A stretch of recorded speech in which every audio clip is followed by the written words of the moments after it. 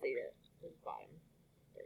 What is the water saying? So these are examples that we're doing in the bottom. It's just asking you to find the vertical asymptotes.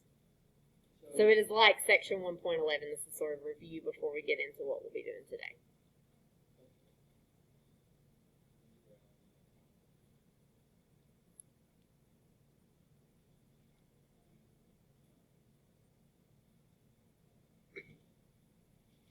We're doing the examples together? Yes, we're going to do them together, but if you want to work ahead of me, yeah, that's fine. Just make sure you correct it if you're not right.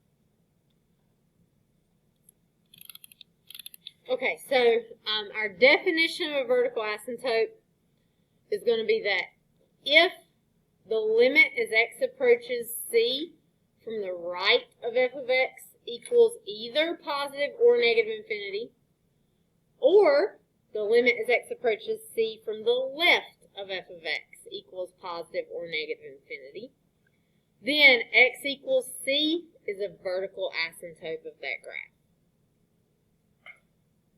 So, we have not seen any limits except for whenever we were just looking at graphs. So when we were doing those graphical limits at the very beginning, we saw some positive and negative infinities. But since we've been looking at equations, we have not seen any positive or negative infinities for limits that we have been doing. So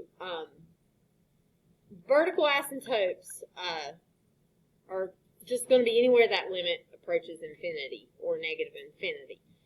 It doesn't even have to be from both sides. So you can have a graph where your function might have a vertical asymptote here, but then probably have to be some sort of piecewise something, but then you have like this down here. So it might only be from one side that it approaches infinity or negative infinity, but if it occurs from either side, you have vertical asymptote there.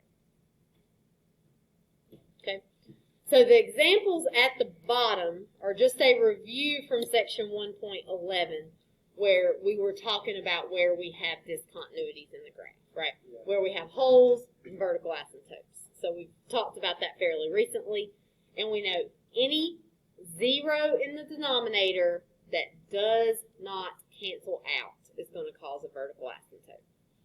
So for number 1, where do we have a vertical asymptote? X equals negative 2 is our vertical asymptote for number 1. So you're just looking at that denominator, setting it equal to 0. In this case, it's just the x plus 2 equals 0. You subtract 2 from both sides. That 3, just kind of like you could divide it off, it goes away, right? It's not going to cause anything to be 0. So we have vertical asymptote at x equals negative 2 for the first one. What about for the second one? That is one of them. It also equals negative 2. So depending on how you solve this, you could factor it. It factors into x plus 2 and x minus 2. Or you could just set x squared minus 4 equal to 0. So x squared equals 4. The only thing about doing this, if you square root both sides, you got to be careful because you got to put that plus or minus 2 right there. It does matter, but does the numerator of this factor? The numerator does not. X plus 2, x plus 2. No, because x plus 2 would be x squared plus 2x plus 2x plus 4, giving you x squared plus 4x plus 4. So you only have a difference of squares where you got the minus sign in between. If it's got a plus sign, it does not factor. But we do want to factor if it will factor. And if it cancels, then it's a whole, it's not a vertical asymptote. So if it would cancel, we would have only included whichever one did not. Yes, bottom one will factor. That is a pi, yes. Okay, let's talk about 3. Okay. Ugh. Trig. Okay, so I don't know very much about, we need to be thinking about the unit circle here. The good news is you don't have to know that much about the unit circle to answer this. So if we know these 4 points right here, we should be okay. Alright, so right here, what are the points? 1, 0, 0, 1. Negative 1, 0. 0, negative 1. And which one's sign? Y coordinate, cosine's x coordinate. So if we know those things, then we can figure out the answer to this. So cotangent, what is that? So it'd be cosine of pi x over sine of pi x.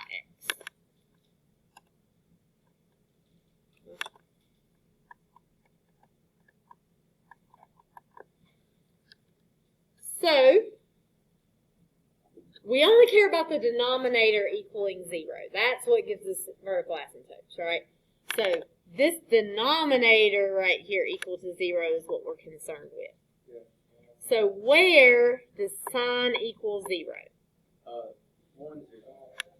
At 1, 0. So, right here at 0 degrees or 0 radians. And also, okay, yes, and more. There's more. But, so, at 0 or at pi, or we could talk about this right here, could also be 2 pi. Or this could be pi, but it could also be 3 pi, or 4 pi, or 5 pi, right? So, the pi is already here, right? The pi is already here. So, what you've got here is this number, this x. It could basically be any integer, right? So it's positive infinity. No. No infinities yet. So, like, we could say pi x equals 0. So if we divide both sides by pi, x equals 0. Well, we could also say pi x, the stuff on the inside, it equals pi, because that's another place this happens, right? So, okay, so the stuff on the inside, that's what you're taking sign of. It needs to equal 0, pi, 2 pi, 3 pi, 4 pi, 5 pi, right? Because those are the places where this makes sign equal 0. So, like, you don't really have to, I mean, if you've already thought of it, so that'd just be 1. If you do pi times x equals 2 pi,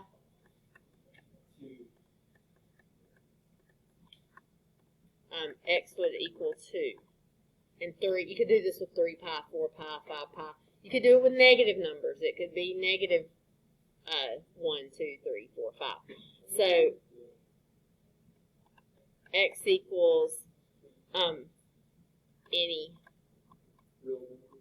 integer, because it does not apply to like 0.5 or 1/2 or 1/3 or 7.821, which are all real numbers, but are not going to be answers to this problem. So it would be an integer is what you would want to say.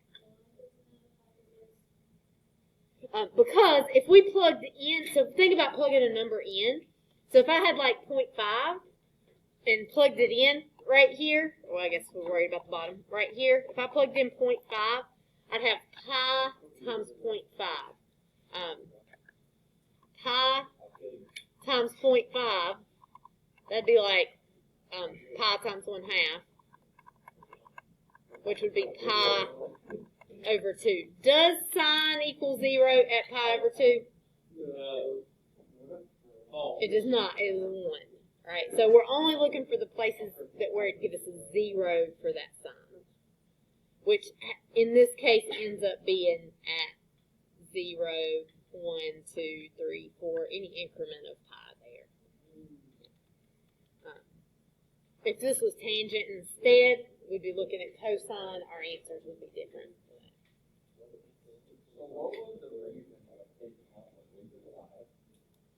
Because that's where the coordinates Taking out what? like the thing that was inside the So sometimes you might have something a little more difficult to reason through. So what you're doing right here is you're saying, like, right down here. So we are looking for the places where sine equals 0. So what we're doing there is we're doing sine inverse. Sine inverse is the places.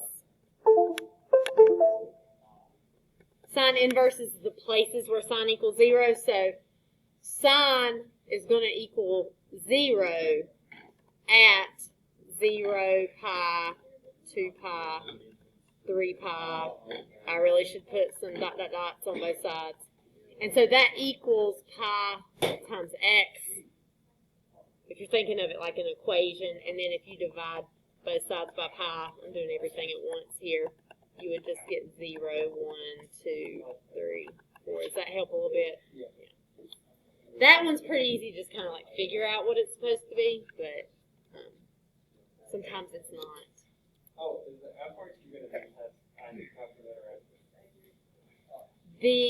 All of the problems on your assignment are not calculator active.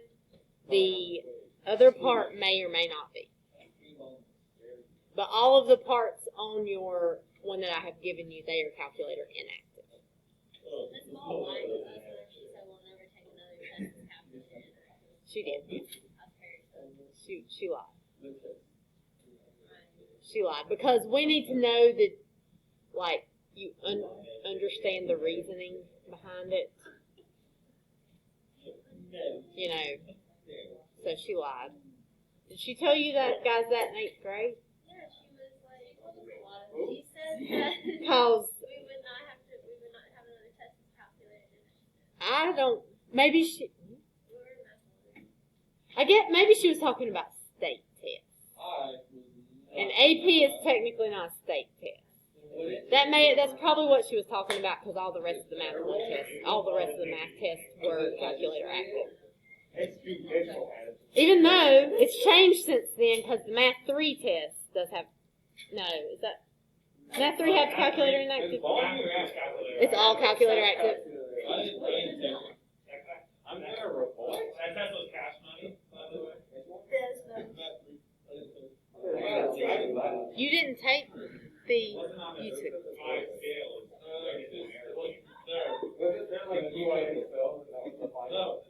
You guys did not have the state test. You did not take the state. Okay.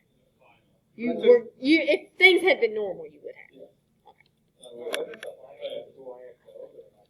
Yeah, our math 3 scores have not been so great lately, but you know. Okay. All right. So let's look at example 4. You would factor the top.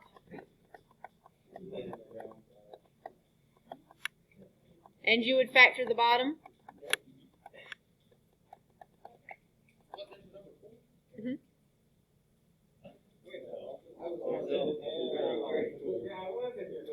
Okay, so this is what I think Chandler was asking about earlier, and everybody else is going to listen now.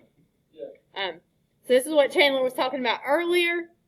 We do care about whether or not that numerator and denominator cancels, because that tells us, what do we have at x equals 2? Whole. And this question didn't ask us for wholes. It only asked for vertical asymptotes, right? So the vertical asymptote is at x equals -2.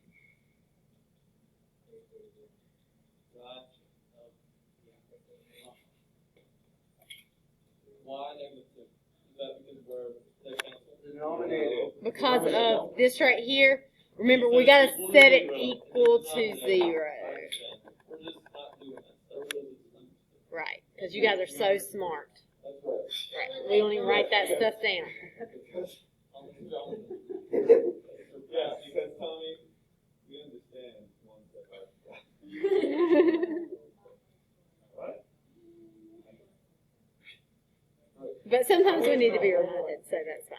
Because they cancel. There is a hole. There is a whole at -2. The hole is a 2. Yeah. The hole is vertical asymptote.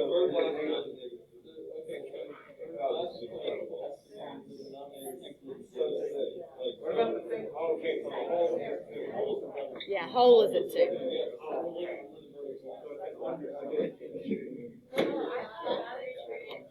Okay.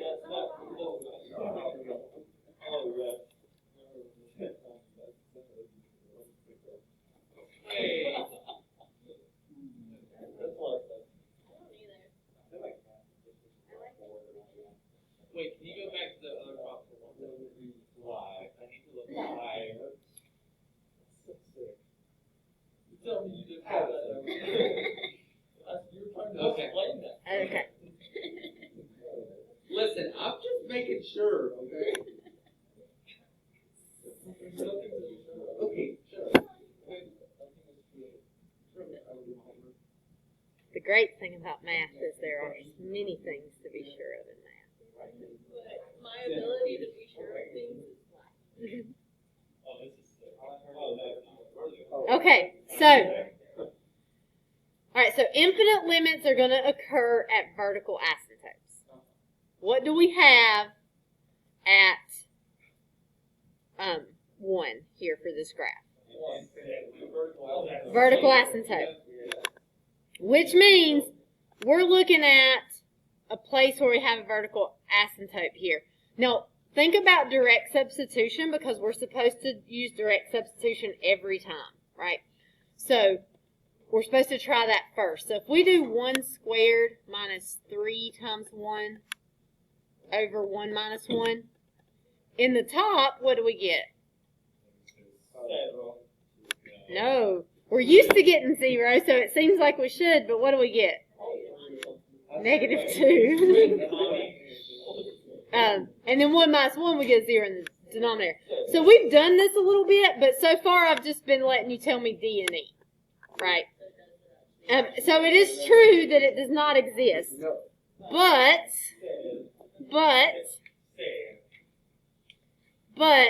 it does not exist.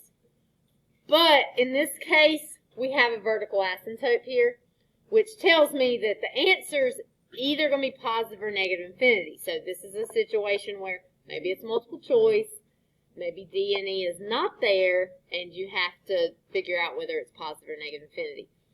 So we're going to do a few of these. I don't like doing lots of them, but we're going to do a few of them that are calculator inactive. Okay? Because you may see some of these calculator inactive. We've been doing a lot of things calculator inactive, but this is going to be a little bit different. So, yeah. So, we could try to factor here, but what's the problem if we try to factor? We can factor out of x, but nothing cancels. So if we try to factor, nothing cancels, we've hit a brick wall, we can't go any further than with that. Can we not just set x minus 1 equals 0? If the question is asking you where the limit, or where the asymptote is, yes, that's exactly what you will do. But this is asking you to find the limit as x approaches 1 from the left. So what it means, like if we use, like if we use our favorite theorem, so if we just type in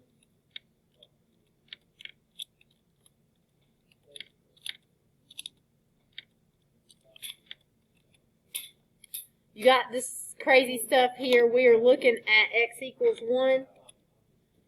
So I can see, if I've got Desmos or even my graphing calculator, I can tell pretty quickly what is our limit as we approach from the left. It is positive infinity. Left side over here. Yep, y coordinate goes to positive infinity. So positive infinity is the answer to this, but some of the questions you're going to have, I'm going to let you use your calculator on, you can figure that out. This is not one of them. So, what you've got to do for these, it's painful. Oh, that's so sick. Table. Is this what you don't get a calculator? You have to do it by hand? Yes, but you could use your calculator. Like 0.99. Alright, so we could plug in, let's plug in 0 just so we get 0 times 0 minus 3 over 0 minus 1. We're going to get 0 over negative 1. We're going to get 0. So 0 is 0. Alright, so we got to get closer to 1, but we can't plug in 1 because it's going to give us... 0.5. This is calculator inactive. I would not suggest decimals, but if you strongly prefer them, you may. I'm going to go 1/2. We have to do So, you just made it hard. Yes. Yes.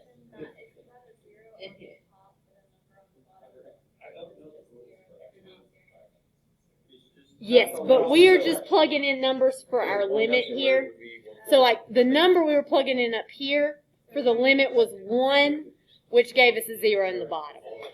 So now we're just trying to, like, basically do what we do on the calculator if we had the table, but it's calculator inactive. So we got, But it's also 1/2 times 1. so we got 1/4 minus 3/2 over negative 1/2. So that is, let's see, that's going to be 6 over 4. You got to get common denominators to subtract. So negative 5 over 16 over negative 1/2. Dividing fractions easy as pie. Flip the second and multiply. Yeah, we are. You got 10 over 16, or 5 over 8.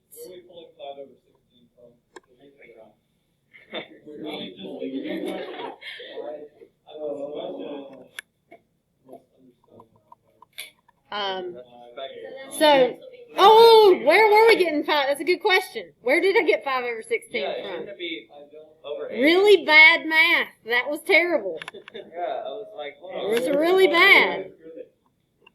Oh, gosh. I'm embarrassed. That's wrong. That should be a 4, That should be a bathroom pass. which is going to give us, I was thinking we were getting numbers too small. I caught the mistake. You did. But it's only on published material, not on the notes that I'm going over in class because I make a lot of mistakes. But good job still. All right, so You get a pass. You get a round of applause. How do you know, like, what tells you, what about this problem tells you I should make a table? because you have vertical asymptote there. So, So you're, since you're looking for the vertical asymptote, yeah. and it does not exist. Yeah, so because there is a vertical asymptote here, and you can tell that from what the equation looks like, and this would be, like, I'm asking for positive or negative infinity instead of just does not exist for the answer. So this would be like multiple choice. You get does not exist, but it's not an answer choice, and you see a positive and a negative infinity, so you gotta do this.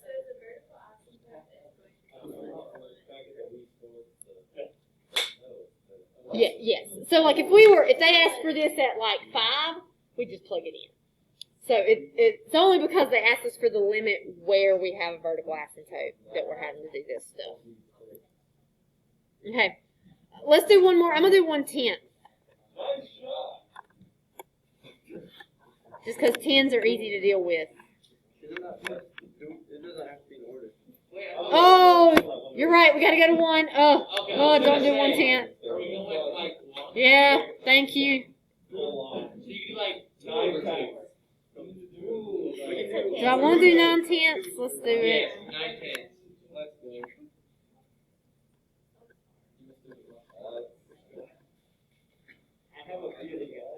I'm gonna do it this way. I'm gonna use the factored version this time. Yes. Why did we just fall in nonsense? What was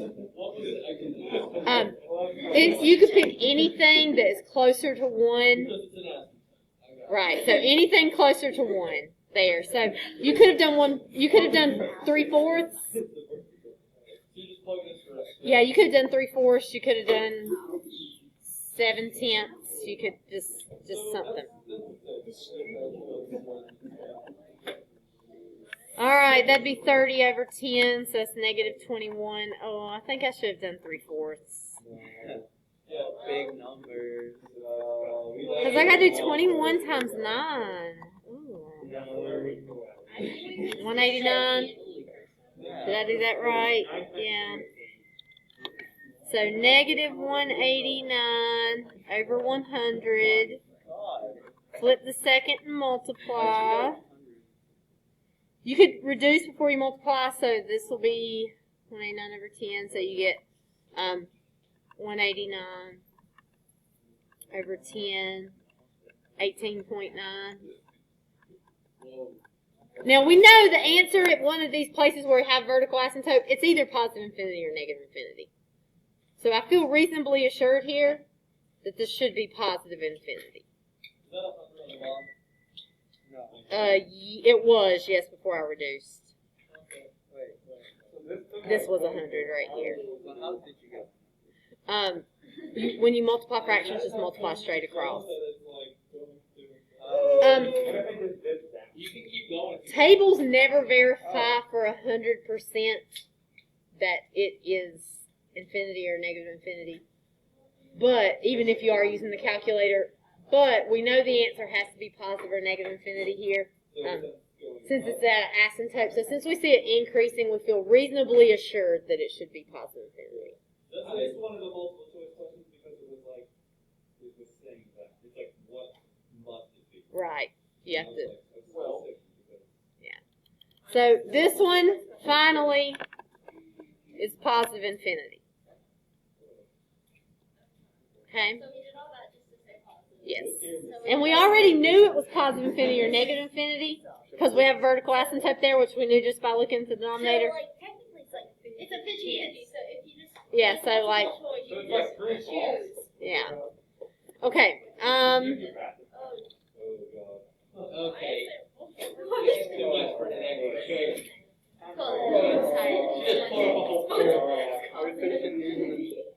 All right. I'm gonna finish this